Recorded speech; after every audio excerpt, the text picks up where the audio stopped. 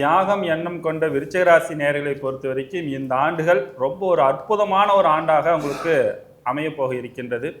நீண்ட நாட்களாக வேலைக்கு போனவங்க சொந்தமாக தொழில் செய்யக்கூடிய ஒரு அமைப்பாண்டாக இந்த ஆண்டுகள் அமைய இருக்கின்றது.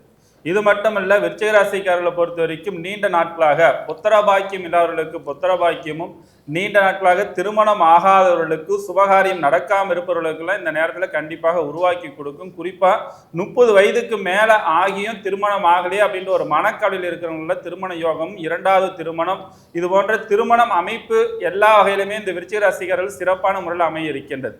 அதேமாரி இடம் வாங்கி வச்சுட்டு வீடு கட்ட முடியல, நல்ல அமைப்பாட்டில் எனக்கு கிடைக்கல, லோன் கிடைக்கல அப்படின்னு இருக்கிறவங்க எல்லாத்துக்குமே இந்த நேரத்தில் ஒரு ஆப்பர்ச்சுனிட்டி நல்ல ஒரு அமைப்பாட்டில் ஏற்படுத்தி கொடுக்கும். அதேமாரி சொந்த பந்தம், நண்பர்கள் மூலமாக, உறவினர் மூலமாக சப்போர்ட் ஆதரவுகளை நல்லா பலப்படுத்தி கொடுக்கும். இத்தனை வருடங்களாக உழைத்து என் மேலே ஒரு இடம் கூட கிரை பண்ண முடியலையே அப்படின்னு ஒரு கவலையில் இருக்கிறவங்களுக்கு கூட இந்த விருச்சிக ராசிக்காரர்கள் இந்த ஆண்டு கண்டிப்பாக முடியறதுக்குள்ளார உங்கள் பேரில் பூமி மனை இடம் கிரையமாகக்கூடிய ஒரு அமைப்பாட்டில் ஏற்படுத்தி கொடுக்கும். குறிப்பாக இந்த விருச்சிக ராசிக்காரர்களை பொறுத்த வரைக்கும் கட்டின வீட்டை விலைக்கு வாங்கக்கூடிய ஒரு அமைப்பாற்றல், பூமி மனை மட்டுமல்ல வண்டி வாகனங்கள் சம்பந்தப்பட்ட விஷயத்திலுமே நல்ல காரியங்கள்லாம் உங்களுக்கு ஏற்படுத்தி கொடுக்கக்கூடிய அமைப்பாற்றல் இருக்கின்றது.